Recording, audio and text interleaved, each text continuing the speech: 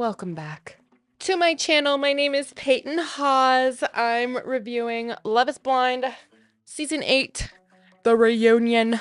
I'm so excited for all the tea. So many weddings. Only one of them was successful. Surprising? Not really. I felt like, I don't even know. This season was such a letdown while at the same time, why can't I stop watching? I don't understand.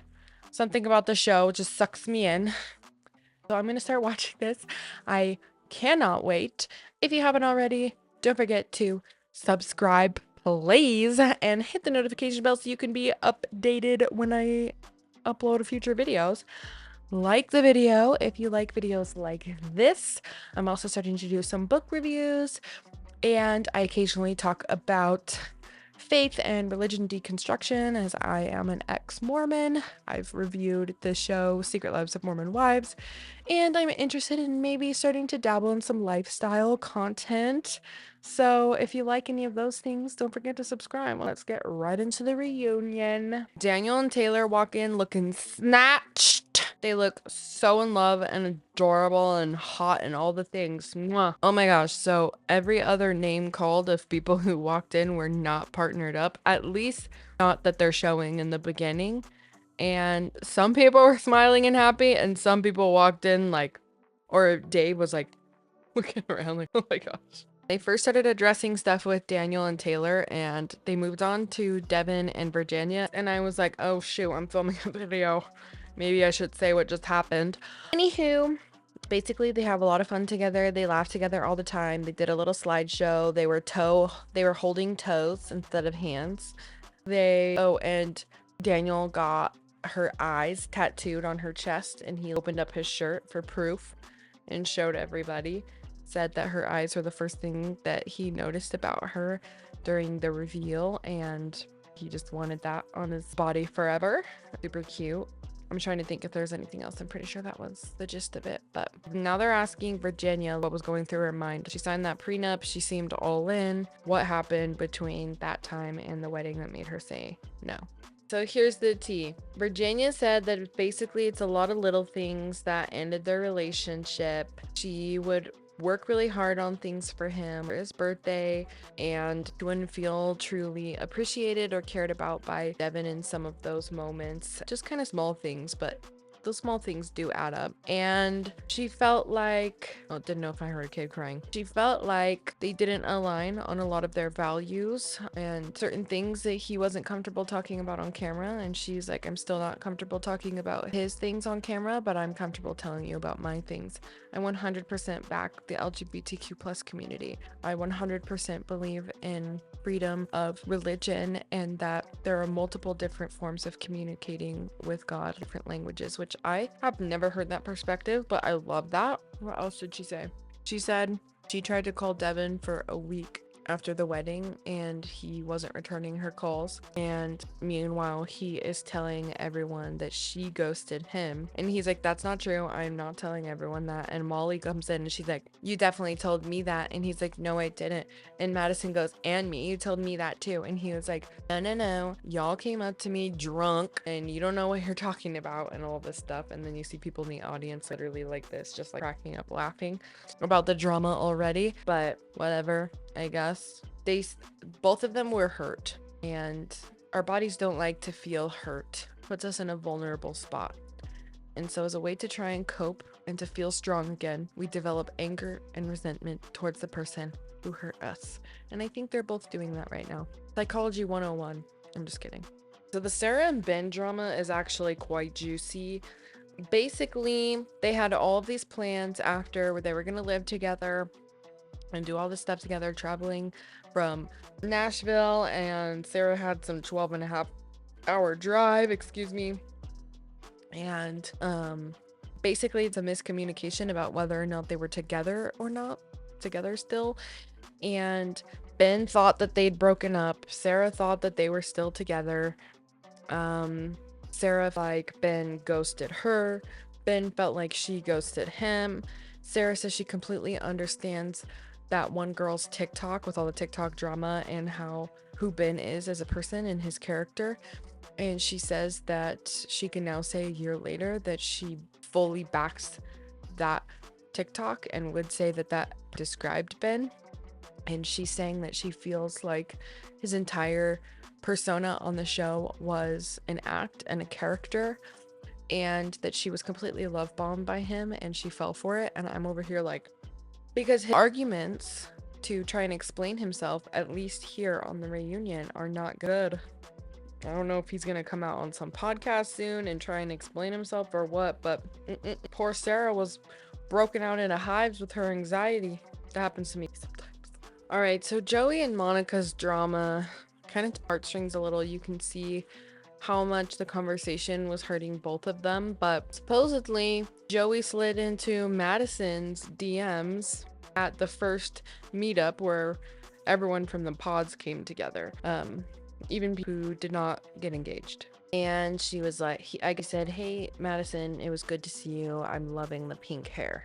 And Monica just found out about this like a month before the reunion. You know, if she'd known that Joey was talking to other people in any kind of way from the pods, people that he dated before, that she left because that's disrespectful in capacity. There was also concern that Joey might have feelings for Madison at one point because he supposedly said something about Madison coming on to him at bars. Monica Madison about it. Madison said her jaw was on the floor and she was like appalled that this never happened. So they both went to Joey and were like, "Hey, what's all of this about?" And he's like, "I never said that." So Monica's feeling gaslit. And he tells Madison at some other point, I guess, that like maybe it was just a joke that he said. Now on TV he's saying like, "I did that," or "I don't remember it," or what have you. And Monica said she's just like can't wait for all of this to be over and for them to just be humans on Earth together, and that's all that they are. And Joey said that that's okay, and he has love for her and wants her to be happy and wishes nothing but the best for her, and knows he has a lot to work on, and that's what he's been doing over the last year, and just wishes her the best. You can tell they were both hurting. There were things that Joey did that maybe he shouldn't have, and I think he feels guilty about it. That was that drama. I'm getting tired. All right, moving on. So Dave and Lauren, basically they just talked about a lot of the drama from the show. The guy that she was with before she met Dave. Dave said the biggest fear his sister had about him being on the show was getting painted in a bad light, and here we are. He was probably painted in a worse light than anybody else on the show. And I say painted with a grain of salt, but I do believe that he takes accountability in some ways for the things that he said and did and things that he could have done differently. He apologizes to Lauren a bunch. Lauren makes it clear that, excuse me, that she doesn't hate him, and she sees people on social media in his comments calling him a narcissist and a manipulator, and that's not how she views him at all, and that's not what she wants for him. She doesn't want people calling him that. She wants to make it clear that that's not how she sees him and not something that he deserves, and he's very appreciative of that. But it is also very clear that Lauren is still very hurt, and Dave says that he feels like Lauren's the one that got away. And what's her name? The host of the show, Vanessa Lachey. Oh my gosh, why do I have hiccups? Oh my gosh, brain fart. Oh, she encourages him to tell her how he feels, and he starts getting a little bit choked up and says he doesn't think he can do that right now. And Lauren apologizes and said, "I'm just gonna have a really hard time believing you. I'm sorry. You've had my phone number for the last year. We've seen each other at bars and you have not said one word to me." And she's like, "I will give you credit that you sent me a very nice message a couple weeks ago, and that was great, and that you have found clarity on the whole thing that happened with the guy that I was with before you." And she's like, "But I didn't need that clarity. This is what I've been saying since the beginning, and I'm glad that you have it now, but I didn't need that." But now it looks like they're gonna say something about him and Molly. So with Molly, they just kind of talked about stuff that was on the show. I guess at some point she said that she felt like the female version of Dave, and I'm glad that now she's saying she doesn't really feel that way anymore after watching it back and seeing more of him and who he is. Because I was like, wait, I was liking Molly, but if she says she's the female version of him, I don't know. But the more that I've seen of Molly, on some of the episodes and on here and everything. She seems like a total girl's girl. Super fun to be around, really fun and smart and all of these things, where I feel like she would be a fun friend and a good friend and would have your back. And so I like that she clarified that. I felt bad for Dave sitting right there, but talking about the lies that he said about her being his number one and feeling like really led on and convinced of that. And she said that she's not really dated in the last year. She has been just hating men, and that's something she's working on. And Vanessa's like, any girlfriends? And she's like, no, but that's not something that I would say no to. So, and I was like, hey girl, I'm married. Ouch! But we can be friends. Where do you live? Probably not in Utah. I also feel like Lauren would be a really fun friend. Maybe Madison. I'd have a hard time not being attracted to Madison though. Have you seen that girl? Anyway, I feel like Meg could be a fun, quirky friend too.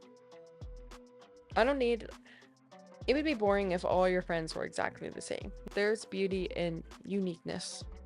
Anyway, I'm pretty sure that's all they really talked about, and now they're gonna move on to Mason and Meg, so I'm excited to see what they chat about.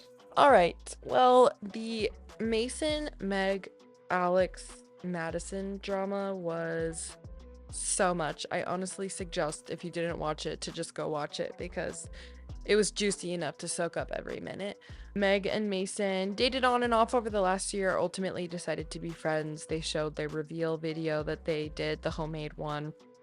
Madison starts pulling out screenshots that she printed and stuffed in the boob of her dress, which was kind of awesome, to throw Alex under the bus because he was trying to call Madison a liar for all of these things that she was saying that Alex had said or done, and he's like, that's the craziest thing I've ever heard. And she's like, oh really, because I've got screenshots. And she falls back, which was awesome, honestly.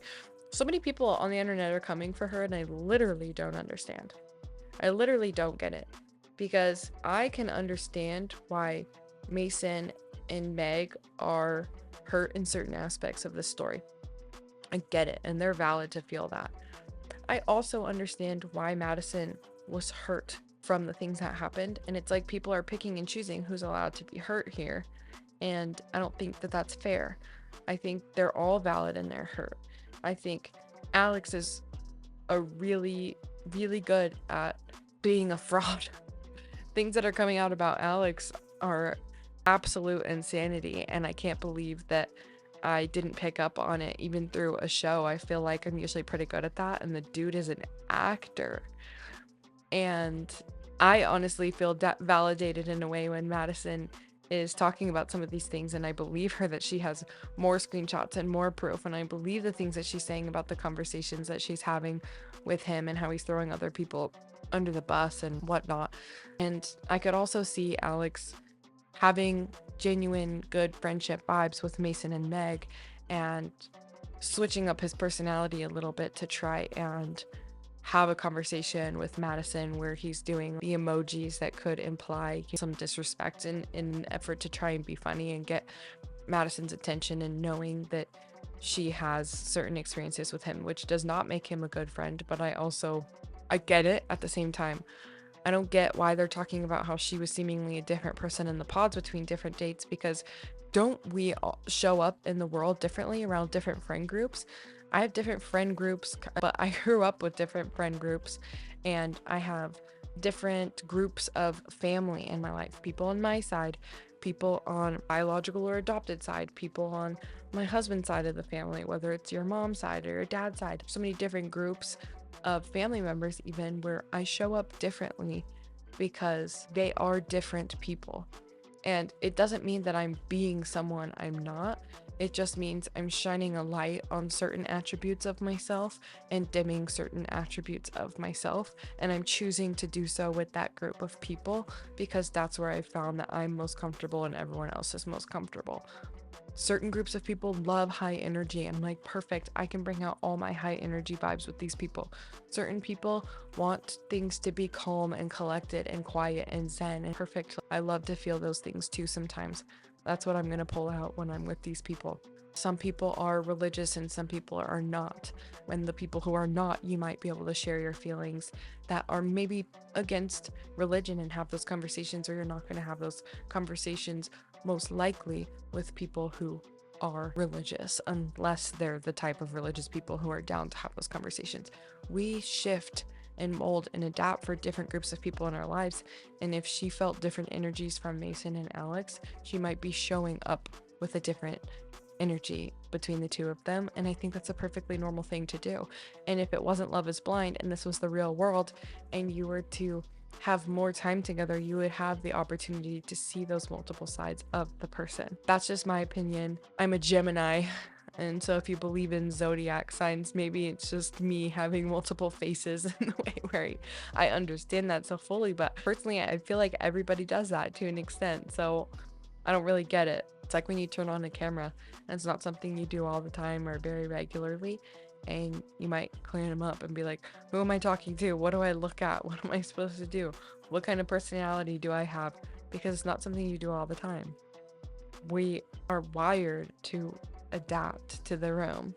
So I don't know. I don't fully understand that concept, but there's 15 minutes left in this. So hopefully there's not too much left to talk about because I need to make dinner for my family. All right, super sad moment, but we just find out that Daniel's mom ended up getting diagnosed with leukemia during this last year, and she's lucky to be cancer free at this point and is working on getting a bone marrow transplant, but that is awful. My mother passed away of cancer. There's a TV show called Chasing Life that brought out a lot of emotions that had me thinking about my mother a lot and the things that she went through, but specifically the character in that show gets leukemia and a lot of the side effects of that and treatment for that and bone marrow transplant, navigating stuff with that just sounds like, oh my gosh, everything else in your life almost feels like it has to come to a stop. And I don't know, I wish Daniel's mom the best, and that's so sad and so hard on everyone. And I'm so happy to hear that she's cancer free, and I hope that she continues to be, and just sending well wishes to their family. My heart. So they plug in some stuff at the end to advertise for season 3 of The Perfect Match that's coming out this summer, which I love watching The Perfect Match. It's probably, and I don't mean this in a bad way, it's just like the perfect word to describe it. I don't want to say trashy, but I feel like it's probably the most trashy reality TV series that I watch. And because it's just like mostly honestly about sex for the most part, I feel like, which there's nothing wrong with that, but a lot of those other ones that I watch are about love or drama. And there's drama obviously in the show, but I do like that one too. It just kind of like brings out a different side of me in some ways, but just kind of a little saucy, spicy side. They have from Love is Blind season 6, AD come on, and from Love is Blind UK, which I also watched, Ollie come on, and they got engaged. They showed their engagement video and it was super cute. Vanessa and Virginia were crying watching it, and I guess another couple or it's about to show up on here, so we'll see what that's about. All right, so they just announced that season 9 of Love is Blind will be in Denver, Colorado. First person that came to mind was, I know lots of people don't like Shane Dawson, but I like Shane Dawson. I grew up watching Shane Dawson. I thought a lot of his stuff was funny growing up. Mind you, I had a lot of trauma and a lot of twisted ways of thinking. I'm sure he did too. He has come out and apologized for a lot of the things that have come out about him, and he's had, I was gonna say a second coming, if you will, but that's probably considered disrespectful to a lot of people, so we'll just move on from that. But now he has a podcast, a conspiracy theory, conspiracy. I actually watched the podcast, so the fact that it's not coming to mind right now is sad. But his husband, wait, did they get married or are they just fiance still? I think they're married. Pretty sure they're married, and they have cute little twin boys now. And but his husband Ryland has a sister named Morgan.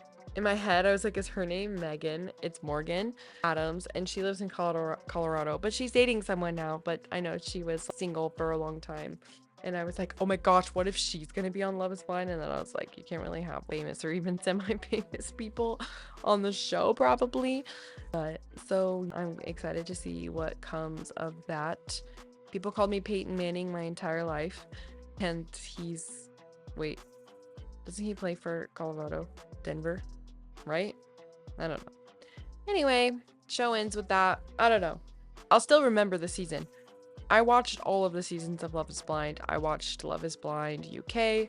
I watched one of the ones that was dubbed. Was it Sweden? Or that's a new one that's coming out, I think. I watched one that is dubbed the right word when the language of the show is in a different language and they have English people speak over their voice. People who speak English speak over their voice. I watched one season of that.